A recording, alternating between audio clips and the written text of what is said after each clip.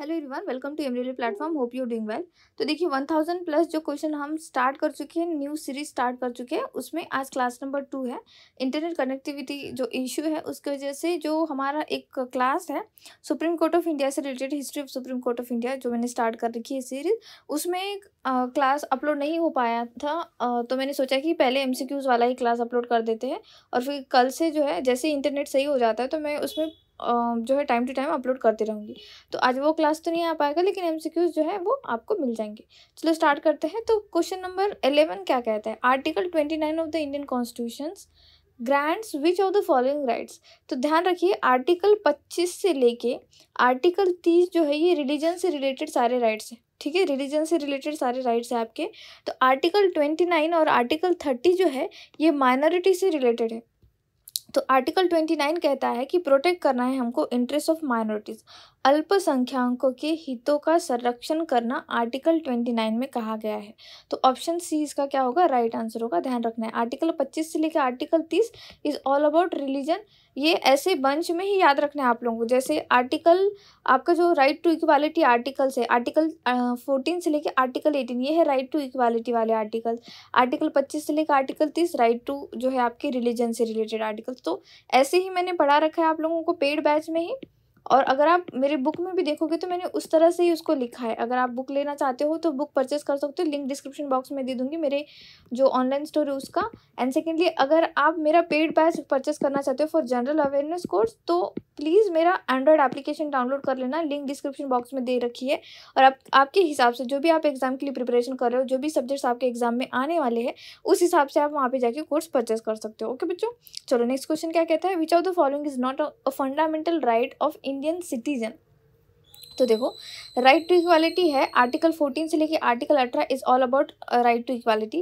Right to property ये नहीं है। पहले 19 आर्टिकल 19 का ये पार्ट हुआ करता था, लेकिन सोच के देखिए, अगर राइट टू प्रॉपर्टी सबके लिए रख दिया जाए, एक फंडामेंटल राइट, एक मूलभूत मौलिक अधिकार अगर आपको बना दिया जाए कि आपकी संपत्ति का अधिकार होना चाहिए, तो आप क्या बोलोगे जाके सुप्रीम कोर्ट को कि भाई मेरे पास तो किसी तरह की संपत्ति नहीं है, तो यहाँ पे मेरा फंडामेंटल राइट का उल्लंघन हो रहा है, मुझे संपत्ति दे दो। अब इतना सा देश है हमारा, ठीक है, जिस हिसाब से हमारी जो लोक संख्या है उस हिसाब से तो हमारे पास ज़मीन है भी नहीं। अगर ज़मीन नहीं है तो क्या करें? तो फिर ये राइट टू जो प्रॉपर्टी है ये इसको हटा दिया गया।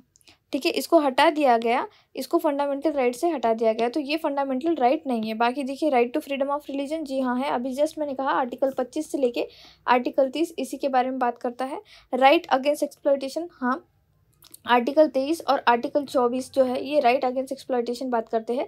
जैसे आर्टिकल 23 कहता है कि एक्सप्लॉयटेशन जो अडल्ट पर्सन का है वो नहीं होना चाहिए। इसमें लेकिन एक्सेप्शन दे रखा है कि अगर इलेक्शन ड्यूटी है तो आपको ड्यूटी पे जाना ही पड़ेगा। अगर किसी तरह की नेशनल इमरजेंसी है तो आपको ड्यूटी पे आना पड़ेगा। ऐसे नहीं कह सकते कि आप लोग कि भाई मैं गवर्नमेंट ऑफिसर हूँ और लाइक कि मेरी जॉब सिक्योर है तो मैं इलेक्शन ड्यूटी पे नहीं जाऊँगा, या फिर नेशनल इमरजेंसी तो वहाँ नहीं जाऊँगा। नहीं, वहाँ पे आपको जाना पड़ेगा। आप आर्टिकल 23 का वहाँ पे इस तरह से बता नहीं सकते कि यार यहाँ पे उल्लंघन हो रहा है मेरे फंडामेंटल राइट का, मुझे एक्सप्लॉइट किया जा रहा है, वो ऐसी बात नहीं कर सकते। आर्टिकल 24 क्या कहता है कि चाइल्ड जो लेबर है वो नहीं होना चाहिए। ठीक है, चाइल्ड लेबर पे बैन करने की बात करता है। तो ये हमारा फंडामेंटल राइट है, ये है, लेकिन जो हमारा राइट टू प्रॉपर्टी वाला जो था ना ये खत्म हो चुका है। ठीक है, नेक्स्ट क्वेश्चन क्या कहता है? नेक्स्ट क्वेश्चन है, who among the following was not the CM before he और she became the prime minister of India. तो विच ऑफ द फॉलोइंग, तो मोरारजी देसाई जी ये सीएम थे। ठीक है, महाराष्ट्र के सीएम थे। ये जनता पार्टी से जीत कर आए थे। जनता पार्टी जो है ये नेशनल इमरजेंसी के बाद जो बनी थी पार्टी, ठीक है, उसी के खिलाफ में ये पार्टी बनी थी।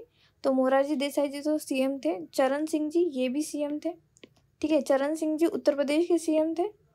देन इंदिरा गांधी जी, ठीक है, इंदिरा गांधी जी जो है वो कहीं के किसी भी स्टेट की सीएम नहीं थी, वो डायरेक्टली प्राइम मिनिस्टर बनी। ठीक है, डायरेक्टली प्राइम मिनिस्टर बनी। VP Singh ji also CM from Uttar Pradesh. तो ध्यान रखना है, एक क्वेश्चन करना है तो इसका मतलब ये नहीं कि क्वेश्चन आंसर देख के आगे बढ़ जाओ। नो, सारी चीज़ें इंटरलिंक करके पढ़ोगे तो ही हो पाएगा, क्योंकि अब जो क्वेश्चन पूछने का तरीका है वो बदल चुका है, बहुत डिटेल में क्वेश्चन बन रहे हैं। ठीक है, तो यहाँ पे आंसर बनेगा इंदिरा गांधी जी। नेक्स्ट क्वेश्चन पूछा जा रहा है, Rajya Sabha is also known as, तो राज्यसभा को कहा जाता है अपर हाउस, ऊपरी सदन। ठीक है, अपर हाउस कहा जाता है। लेजिस्लेटिव काउंसिल, विधान परिषद जो है इंडिया में पहले 7 स्टेट में थी, अब सिर्फ और सिर्फ 6 स्टेट में है। विधान परिषद कितने कौन सा स्टेट है? जैसे कि आपका है उत्तर प्रदेश, बिहार, पहले जम्मू कश्मीर में भी हुआ करती थी। देन आपका महाराष्ट्र, कर्नाटका, तेलंगाना और आंध्र प्रदेश। ध्यान रखना है ये 6 ही राज्य है। उड़ीसा चाहता है कि उसका जो है लेजिस्लेटिव काउंसिल बन जाए जल्दी से जल्दी, लेकिन अभी फ़िलहाल के लिए यहाँ पे किसी तरह की जो है कोई न्यूज़ आ नहीं रखी है कि वहाँ पे लेजिस्लेटिव काउंसिल बनेगा। ध्यान रखना है, ठीक है। नेक्स्ट क्वेश्चन क्या कह रहा है, the constitution day of India is observed on. तो भारत का संविधान दिवस कब मनाया जाता है? जिस दिन भारत का संविधान अडॉप्ट किया गया 26 नवंबर 1949। तो उस दिन से जो है हम 26 November is celebrated as a constitution day of India. ठीक है, ध्यान रखना है, ये तो एकदम फैक्चुअल बातें हैं, फटाफट आनी चाहिए ये आंसर आपको।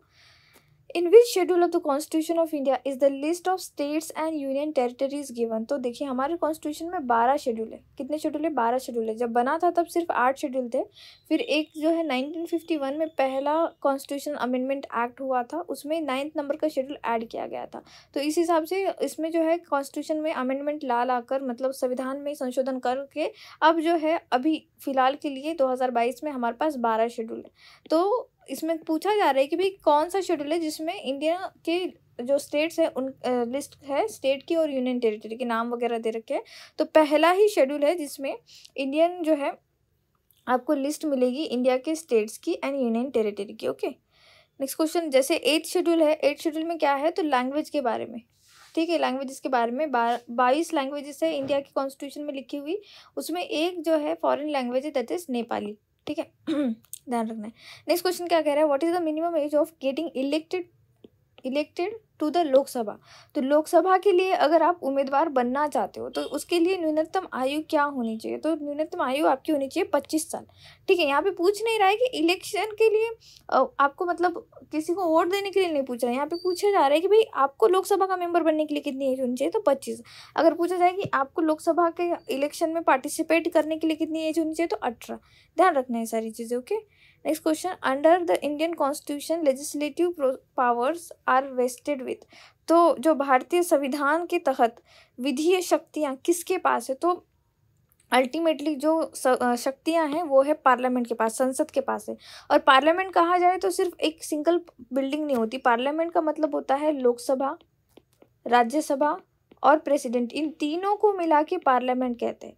जैसे अगर मैं कहूँ कि स्टेट लेजिस्लेचर में आता है आपका लेजिस्लेटिव असेंबली, लेजिस्लेटिव काउंसिल और गवर्नर। तो ध्यान रखना है, छोटी छोटी बातें हैं। पॉलिटी इज ऑल अबाउट शब्दों का खेल। अगर शब्द से खेल गए, शब्द अच्छे से पढ़ गए तो आपका जो है क्वेश्चन बनेगा ही बनेगा। Polity is equal to mathematics. ऐसा क्यों कि अगर आपने पॉलिटी अच्छे से पढ़ लिया ना तो आपके क्वेश्चन बनेंगे ही बनेंगे। जैसे मैथ का क्या होता है कि अगर आपने अच्छे से पढ़ लिया मैथमेटिक्स तो उसके क्वेश्चन बन ही जाते हैं। उसी तरह से पॉलिटी अगर आप एक बार अच्छे से पढ़ लोगे मुझसे तो सारे क्वेश्चन बनेंगे। पॉलिटी का एक सेपरेट, ठीक है, एक सेपरेट जो है मैंने कोर्स लॉन्च कर रखा है मात्र 299 रुपीज़ में। ठीक है, एक सिंगल सब्जेक्ट के लिए 299, आप वो ज्वाइन कर सकते हो। लिंक डिस्क्रिप्शन बॉक्स में दे रखी है मेरा एंड्रॉयड एप्लीकेशन डाउनलोड करने की, वहाँ पे जाकर डाउनलोड कर लेना। ओके, चलो नेक्स्ट क्वेश्चन क्या कह रहा है, when was the Indian constitution amended for the first time. Just हमने अभी बात की उसकी कि 1951 में पहली बार जो है इंडियन कॉन्स्टिट्यूशन 1950 में अडॉप्ट पूरी तरीके से इन्फोर्स कर दिया गया। तुरंत पता चला कि भाई इसमें हमें कॉन्स्टिट्यूशन में अमेंडमेंट लाने की ज़रूरत है, संशोधन करने की ज़रूरत है।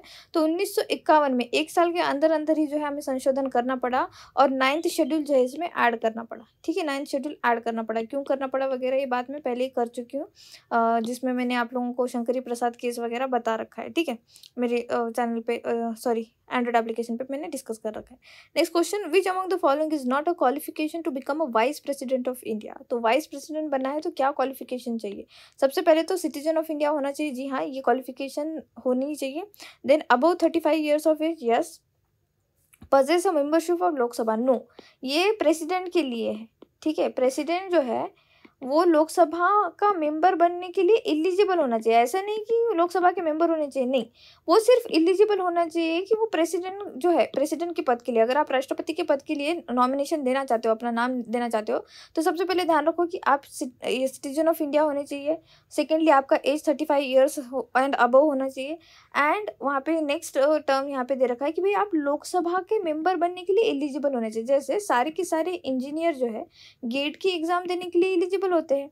लेकिन क्या गेट का पेपर होता है तो सारे के सारे इंजीनियर गेट का पेपर देने जाते हैं? नहीं देने जाते, लेकिन एलिजिबल है। उसी तरह से अगर प्रेसिडेंट बनना है तो लोकसभा का सदस्य बनने की एलिजिबिलिटी आपने पार करनी चाहिए, लेकिन वहाँ का लोकसभा का मेंबर होना चाहिए, ऐसी कोई वहाँ पे एज सच कंडीशन नहीं है। Same with vice president. Vice president में क्या कंडीशन दे रखी है कि सिटीजन ऑफ इंडिया होना चाहिए, 35 ईयर्स ऑफ एज होनी चाहिए। एंड वहाँ पे जो तीसरी कंडीशन दे रखी है कि भाई आप राज्यसभा के मेंबर बनने के लिए एलिजिबल होने चाहिए।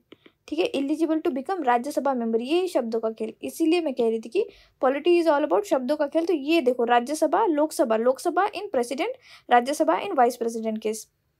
तो ये नहीं है यहाँ पे, नॉट मतलब आंसर, तो फिर ये सी हो गया।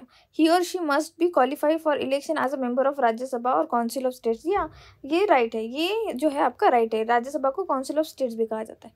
ठीक है, ये सारी चीज़ें यहाँ पे दी गई है। तो ये यहाँ पे आंसर तो वैसे सी है, लेकिन ध्यान रखिए उसके कंडीशन जो मैंने आपको बता रखे। ओके ओके, इतने ही क्वेश्चन थे, 10 क्वेश्चन थे अभी के लिए। मैं जो क्वेश्चंस की क्वांटिटी है वो बढ़ाती रहूँगी आने वाले टाइम में, डोंट वरी अबाउट इट। फिलहाल के लिए इतना ही रखते। Thank you so much for watching.